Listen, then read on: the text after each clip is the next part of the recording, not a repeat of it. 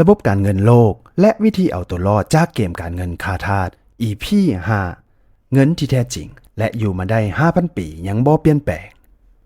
ท่านจะไรขึ้นบ่ได้เลยหากท่านบ่ฮู้ว่าเงินที่แท้จริงแม่นหยังเพราะสิ่งที่พวกเฮากำลังใช้และเอิ้นมันว่าเงินอยู่ณขณะนี้อาจบ่แม่นเงินที่แท้จริงก็เป็นได้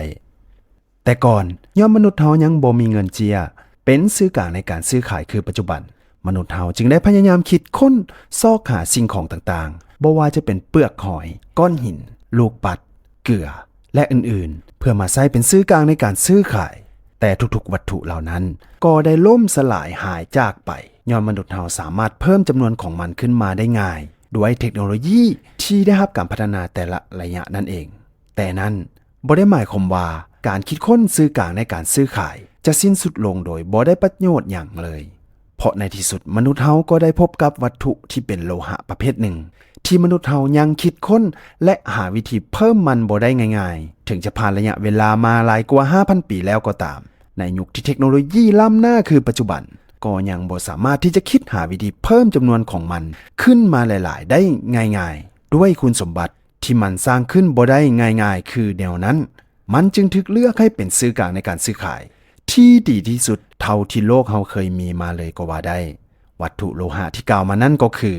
คำนั่นเองปัจจุบันคำที่มนุษย์เฮาครอบครองอยู่ทั่วโลกประมาณ 200,000 กว่าต้นในนั้นแต่ละปีมนุษย์เฮาสามารถขุดค้นคำที่มีอยู่อย่างจำกัดจากธรรมชาติเพิ่มขึ้นบ่หลายถึงแม้นว่าเทคโนโลยีปัจจุบันสามารถผลิตคำได้จากการสังเคราะห์ธาตุต่างๆได้แล้วก็ตามแต่วิธีการหรือต้นทุนในการผลิตนั้นยังสูงกว่าราคาคำหลายหรือจะเว้าได้ว่าบ่คุ้มค่านั่นเอง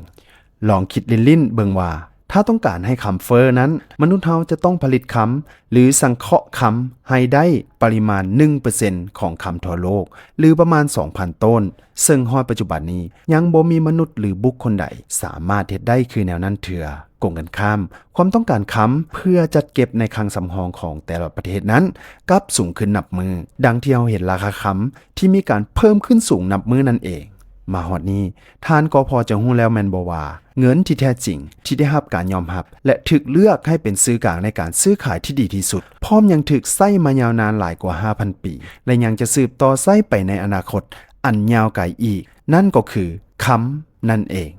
ดังที่ฮู้นำกันแล้วว่าถ้าหากไผหรือประเทศใดที่ได้ครอบครองหรือมีคำเป็นคลังสำรองหลายที่สุดก็จะกลายเป็นผู้ที่ได้รับความน่าเชื่อถือหลายที่สุดและมีอำนาจทางด้านเศรษฐกิจสูงสุดเมื่อมีอำนาจทางด้านเศรษฐกิจสูงสุดแล้วแน่นอนว่าก็จะสามารถพัฒนาศักยภาพด้านอื่นๆโดยเฉพาะทางด้านการทหารให้มีความเข้มแข็งทันสมัยและกลายเป็นเจ้าโลกดังที่พวกเขาเห็นกันอยู่ในปัจจุบันตอนต่อไป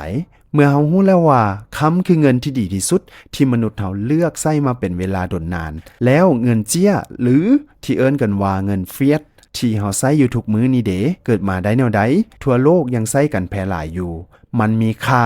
หรือบ่มีค่ากันแท้แต่ก่อนจะไปฝากท่านกดไลค์กดแชร์เพื่อเป็นกำลังใจให้ทางช่องดร Financial เด้อหรือท่านสนใจเรื่องใดตื้มสามารถคอมเมนต์ไว้ใต้วิดีโอนี้เลยแล้วทางแอดมินจะเข้ามาตอบให้ท่าน